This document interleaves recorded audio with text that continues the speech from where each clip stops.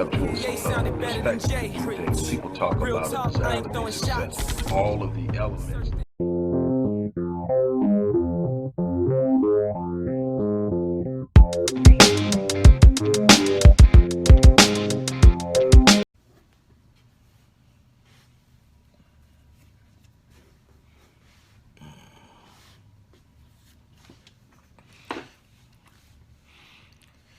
Hello, everybody. It's Dr. Rick Wallace dropping in on you for a brief moment.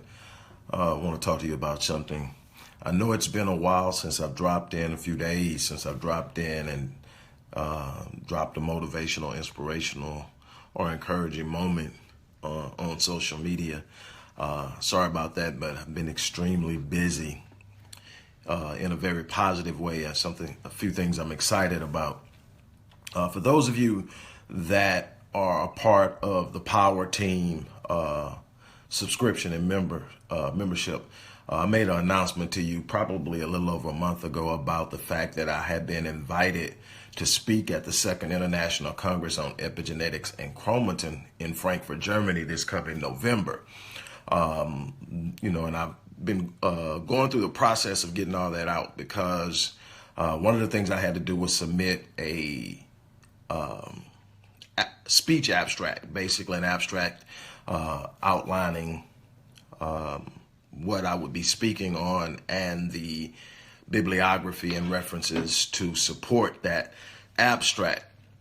So I knocked that out, submitted it. They've actually accepted it and approved it. And I'm sharing this with you because it's something that I'm proud of. But more importantly, it's something that's a teaching moment in what I do as a person who deals with life mastery with my clients. And life mastery covers every part of life. But there's a lot to be said for simply being thorough, being diligent, being applied to something. Those who have followed me for some time know that one of my passions is the love I have for my people and the need to understand a lot of the inexplicable behaviors of my people, which has actually led to my latest book, which will be released in a couple of weeks, Born in Captivity, the psychopathology. Psychopathology as a legacy of slavery. And what I did is I spent thousands of hours of research attempting to understand. I evaluated cognitive bias and came up with the collective cognitive bias theory, collective dominant cognitive bias theory in my assessment that some of it had to do with cognitive biases that were influenced by trauma. Another part of my research went into the explanation of trauma, both PTSD and complex trauma, and the multi-generational or intergenerational transmission of trauma. And in the study and research of dealing with the intergenerational transmission of trauma, I uncovered epigenetics and the epigenetic influence on the transmission of trauma, on the proclivity of being traumatized, on illnesses, genetically driven illnesses such as cancers and diabetes, heart disease, a number of other different things, and that influence on overall health. Well, I wrote a paper entitled Epigenetics and Psychology. I guess the people who are the committee that are on the committee for the Epigenetics and Chromatin International Congress got a hold to it and contacted me. And here I am. Again, the reason I point that out is I'm not a geneticist. I'm not a biologist. My area of focus and expertise is in the area of psychology, in the area of neurology. I've ventured off in there for the understanding of a number of different things, especially things like the reticular activating system, neurological remapping of the brain, all of those things like that, which help me do what I do with my with my clients. But what happens is, because I am a person who is highly meticulous when I do something, I'm a person that's very thorough, I'm a person that covers all bases, that's a substantial amount of what I've written about epigenetics and psychology. There's a substantial amount about cancer, about other diseases that epigenetic influences through its influence on gene expression. And so now there's this big thing. So I'm actually going to be speaking on epigenetic therapies and the development of personalized treatment plans for cancer patients based on epigenetic influences. So I'm excited about that. Another thing that's coming up that I'm excited about is the Odyssey Experience, which is coming this summer. It's going to be my first super live event. In other words, I've been booked too many times to remember to speak at people's conferences, seminars, and everything else. This will be the first live event that I will actually be producing through my company, Odyssey Media Group, and the Visionetics, two companies of mine. The Odyssey Media Group and the Visionetics Institute will be producing this event. It's going to be a 2-day, 24-hour event. And it's going to address all of the different areas of life mastery, whether it's financial mastery, whether it's relationship mastery, whether it's business psychology, self-image, self-concept, psychological remapping, priming, all the things that allow you to develop and change. It's an event that is designed and developed no matter what it is you're looking for in life. If you're looking to better yourself, if you're looking to improve what you are, who you are, where you are in any element of life, whether you're looking to start a business, whether you're trying to save your marriage, whether you're trying to become a better communicator, whether you're trying to develop wealth, all of those things from a mindset perspective of developing, we are going to attack that on those. It's going to be 12 hours on Saturday, 12 hours on Sunday. We're going from 8 to 8, and it's going to be energy packed. It's going to be full of information. It's going to be full of techniques and therapies. This isn't a motivational event. This is an event of empowerment. This is where, when you want something, if you need to be motivated, this is not the event to come to. You come to this event motivated, but needing direction, needing inspiration, needing encouragement. This is what you're going to get. Needing technique, needing mechanisms. All of that's going to be covered in the 24 hours over 2 days. We're going to go get it. Right now, we're working on getting the venue set, getting everything we need as far as capital to make it happen. All of those things we're putting in. But it's happening this summer, come hell or high water, in Houston, Texas. And it's going to be the first of a series. It's going to be the first of a series. It's the Odyssey Experience. It is the beginning of a journey for many of you. I'm excited about that. Now, real quick for today's moment of inspirational influence, encouragement, and everything like that. One of the things that I feel a lot of people get caught up in that hinders their growth, that hinders their progress, is they tend to have a need to earn the approbation or be accepted or approved or validated by other people. You hear them talk about they a lot. Well, they say, well, they did this. Well, I tried this, but they. Who in the hell is they? Because see, they are not living your life. They are not going to be in the situations that their opinions are placing you in. Understand that they should not have any influence on your vision, on your dream, other than to be someone who is willing to support you, to encourage you, to stand by you. People laugh about this. But anybody that'll tell you, who's known me for any time, will tell you just how seriously. One of the quickest ways for a person to get dismissed from my circle, from my immediate periphery, is to tell me, be realistic, or that's not realistic. You just impose your limited thoughts and ideas on my vision. You don't have the right to do that. You're not invited into my life to impose your particular ideas of limits and impossibility onto my situation and onto my life. I don't want your negative energy around me. I don't want your personal need to find every way possible why something can't be done to find its way into my environment. So you gotta go. I love you. I love you because if you were that close enough to me to talk to me that way, you're somebody I know and care about, but you got to go. And there's nobody that is exempt from that gotta go.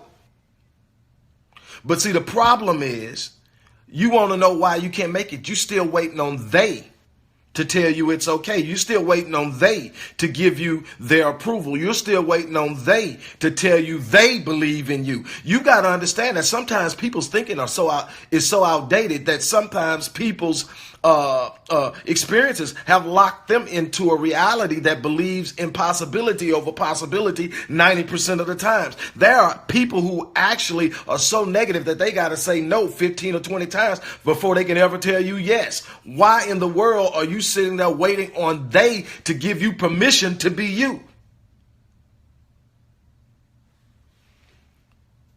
Everybody has their own, that's right, Will. Everybody has their own idea of what greatness is. Everybody has their own idea of what the limits of life are. Everybody has their own idea. Once you understand that there are actually no limits in life to what you can do outside those things you accept with your mind, if you are working with limitations, it's because you have accepted those limitations in your mind and it has impacted your belief system. And once you have a belief system that has limits, those limits within that belief system dictates your actions. You are never going to take massive consistent action on anything you are convinced you can't do. So your belief systems lock you out of the things that you could possibly be doing. Let me explain what I'm saying. When you start, I believe everybody is created and born and gifted with unlimited potential. Not the same potential with the same direction, but unlimited potential to do and be exceptional and extraordinary, phenomenal in their own way. Everybody, I don't care if you were born with Down syndrome. I don't care if you were born with autism. I don't care if they labeled you as learning disabled or mildly mentally retarded in your life. I don't care what the situation is. If you were born, the Creator has gifted you in your own particular and specific way to be impactful in this world, to achieve exceptional and extraordinary feats, and you have a responsibility to that design to do that. But check this out. What happens is you listen to people and you start to get these beliefs about yourself that you can't learn, that you're slow, that you're intellectually challenged, that you're academically challenged, that all these different things that they place on your back because they are limited in their perspective and they're limited in their ability to reach you and teach you, so they feel you can't learn.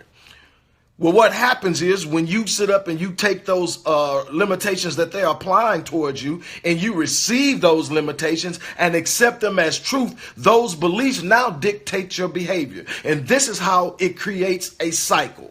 Because you don't believe, number one is, in order to take massive action to achieve anything which is necessary to achieve positive results, you have to believe that it's possible. Nobody goes out and invests massive action in something they don't believe they can do. So what the first thing your limited beliefs do is limit you from what you will even try. Well, now if you don't, this is what happens though.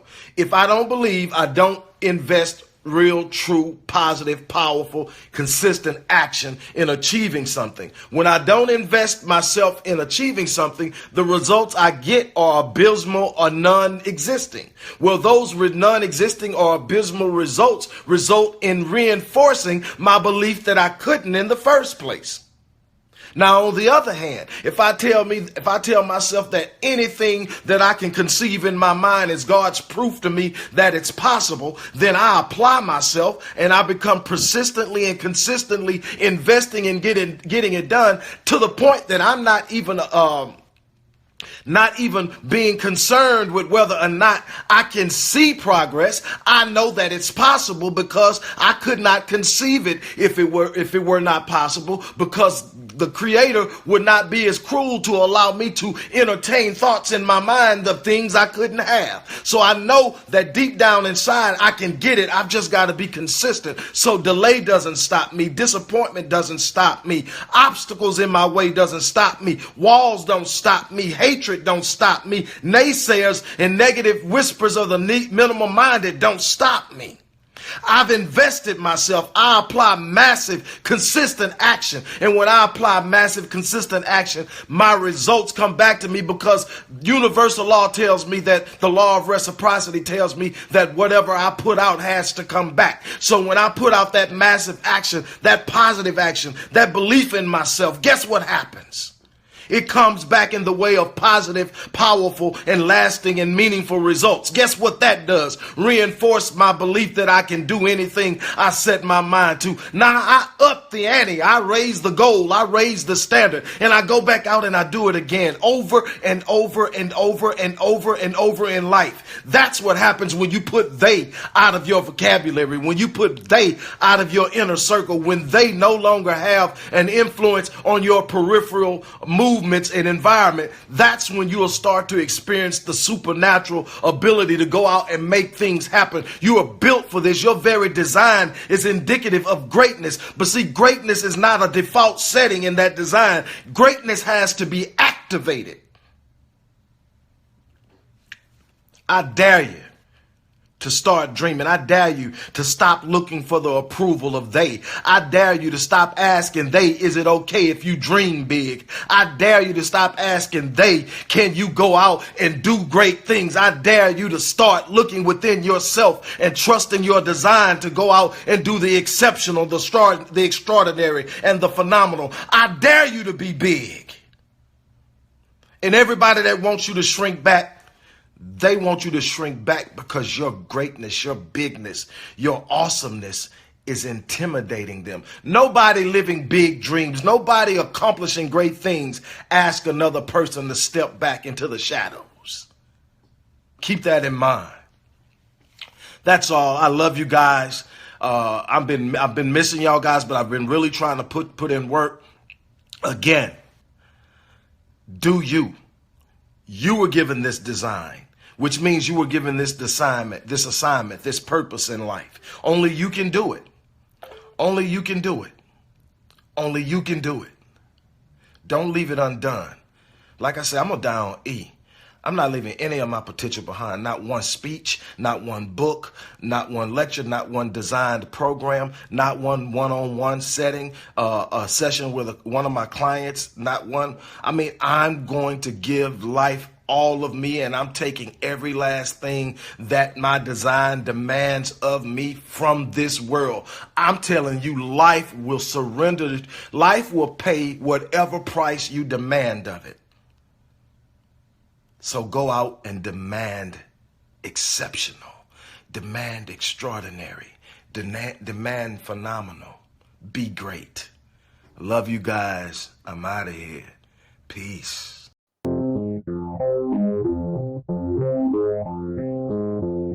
The acquisition of some skills that are in high demand as the workforce evolves.